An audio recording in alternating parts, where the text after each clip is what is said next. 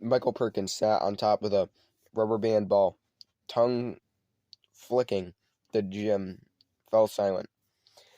Even my mom stopped sneezing. No, I whispered.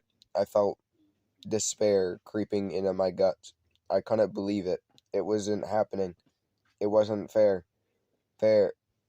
Weren't supposed to. We were supposed to be friends forever, and yet there was no denying the hamster-shaped lump in the boa's stomach.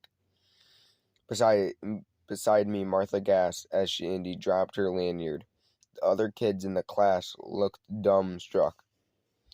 I blinked back tears. I'd promised I would look out for Hamster-Saurus Rex. That I wouldn't let anyone hurt him. But I hadn't kept that promise. I'd failed him. Sam, I'm so sorry, said Dylan, putting her hand on my shoulder. I didn't know what to say. I was crying now, and I didn't try to hide it. Hamster-Saurus Rex was gone, and he was gone. There on the ground nearby was a crushed diorama. The molding peanut butter and jelly sandwich was spread across rumpled cardboard. I blinked. Something from the discovery of penicillin was missing. Wait a moment. Michael Perkins gave a weird hiccup and strangled burp. Then he shuddered a barf out a slimy rubber triceratops, complete with a cardboard top hat. The second lump in his stomach was Alexander Fleming. In the ruckus, he must have eaten those toy dinosaurs. Then that meant, there he is, cried Tina Gomez. With a shimmer of orange, Hamster-Saurus Rex reaped on the stage. He let out a triumphant roar. The whole class broke out in applause. But the battle wasn't over. In an instant, Michael Perkins was on him again. The snake circled around Hamster-Saurus Rex, rising up to strike. Hamster-Saurus Rex didn't run this time. He snarled and snapped at Michael Perkins, who slithered backwards, waiting to make his move. Then in one lightning-quick motion, Michael Perkins somehow coiled himself around Hamster-Saurus Rex's body.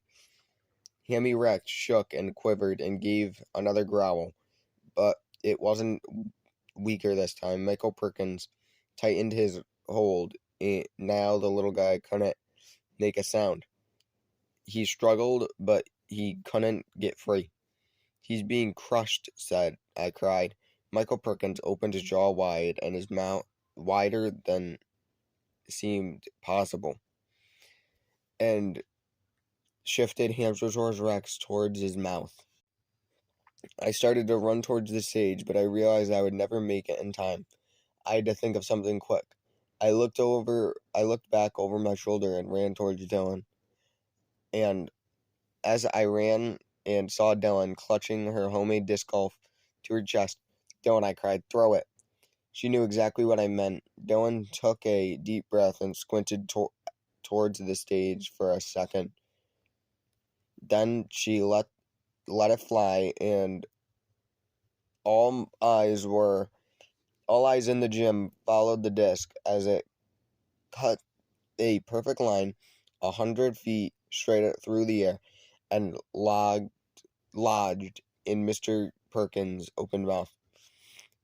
Michael Perkins couldn't close his jaws as he flopped around on the stage, failing to dislodge the disc that stretched his mouth open. Hamster-Saurus Rex wriggled out of his coils. Whoa, D'Amato, said Coach Weekies. What a throw. See, Coach, it is a sport, said Dylan. Without the use of his fangs, Michael Perkins was helpless. He started to slither away, but Hamster-Saurus Rex stomped on the tip of his tail, stomping him dead. With a roar, for the roar of Jurassic Rage, Hamster-Saurus Rex chomped down hard on Michael Perkins' tail. Then he started to spin faster and faster. Soon Michael Perkins was whipping around him like a rubbery propeller. At last, Hamster-Saurus Rex released a bite, and the boa constrictor sailed right out of an open window in the gymnasium. Science night exploded. Hamster-Saurus Rex stomped around in little circles, soaking up the attention. He waved his stumpy arms and wiped his tail. Yes, I yelled. A chant broke out among the sixth graders of Horace Hotwater.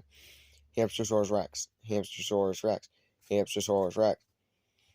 We have to find the snake, shrieked Roberta Fast as she rushed towards the parking lot.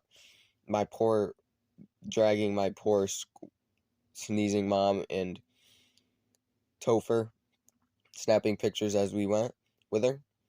I picked up Hamster-Saurus Rex mid-strut. He glanced. Are you okay, little buddy? I said. I really missed you. He replied, which probably meant something very touching in mutant hamster's tressie. He leaped into the air and turned a flip and landed in my pocket. I rubbed his belly and scratched behind the ear at the same time. Meanwhile, the other kids were cheering and laughing and hugging one another. Mr. Copeland was doing a silly dance with Mrs. Becker. Coach Weekes was flexing his calf muscle in time. Even Principal Truitt was giggling in a very unprinciple-like manner. Suddenly her nose twitched. Hang on, I said. Is that smoke? I sniffed the air. She was right. Something was burnt. Something somewhere was burning. I know that smell, said Principal Truitt, slowly resting her face in her palm. Water fountain fire, said Mr. Copeland and Coach Weekes in unison. Beefer bellowed Principal Truitt at the top of her lungs. Then she dashed out into the hallway. Mr. Copeland, Miss Maddox, and Coach Weekes raced after, leaving the gym adultless. The door to the gymnasium swung open after them. Of course, Beefer Vanderkopf stood behind it. The crowd fell silent. Sam, said Beefer, pointing at me with his Smile Corp trophy. It's time we settled this once and for all. Yeah, I said, I guess it is. Whatever, Beefer said Dylan. Sam kicked your butt before. He can do it again. Ha, said Beefer. He only beat me because of the dumb gerbil. A murmur ran through the crowd. Yeah, I said it. It's true. And I'd bet my Wolfsplosion 4 DVD that he didn't really win the muscle thing either. That was the gerbil too, wasn't it, Sam? Aside. Yep, it was. See, everybody, he's nothing. Pathetic. A total fraud, said Beefer. Just a weird loser with no friends who draws little pictures. The gym was quiet. The other kids stared at me now. Sam has friends, said Dylan, stepping towards. Yes, said Martha, he does. Beefer winced at him. You humiliated me, Sam, said Beefer. Now it's your turn. The final revenge. I'm going to pound you in front of your precious gerbil and the whole school. And there's nothing you can do about it. Hamster-Saurus Rex snarled, ready to defend me, but I put my hand on his head to calm him down. You're right, Beefer, I said. I'm not very tough. You can definitely beat me up. Beefer gave a joyless yellow grin. He cocked back his fat fist to scar me. I didn't flinch. But even so, I said, I've deceived I decided I'm not going to be afraid of you anymore. What? Said Beaver. But you can't just decide to. Beaver, the weird thing is, I said, we're actually kind of alike. You take that back, said Beaver, horrified. We are, I said. Think about it. We're both into stuff that other people don't get. In my case, it's mutant hamsters and drawing little pictures. In yours, it's wolves. It's exploding werewolves and vandalism. Those things couldn't be more diff. We don't quite fit in. We want people to like us, and it hurts our feelings when they don't. What? No way, said Beaver, his voice high and frantic. I don't have feelings. But hurt feelings is no reason for me to pretend like I'm something I'm not, said Beaver, and it's no reason for you to act like a jerk. The other kids were starting to whisper. I could see the color drain from Beaver's face. The whole world was slipping away, and he didn't know what to say. I am a clear belt, he shrieked he shrieked at last.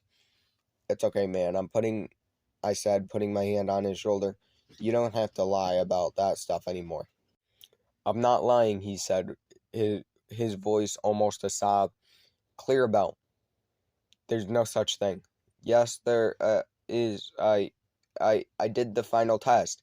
You had butted rocks in half. Is that what you said you did? Said Beaver Kick. Is that what I said I did? Said Beaver, licking his lips, eyes starting around nervous. Yeah. Then I did headbutt rocks in half. Seriously, you don't have to. I I did, and I'll prove it, said Beaver, and he held up the trophy in his arms in length in both hands. Everybody watched this. As he headbutted the marble trophy as hard as he could, it made a painful thud sound. See, Beaver with a see, said Beaver with a smug grin on his face. He held up the trophy. Sure enough, there was now a large crack down the middle. It had been broken in half, clear a bit. Before Beaver could finish the thought, he slumped to the ground unconscious.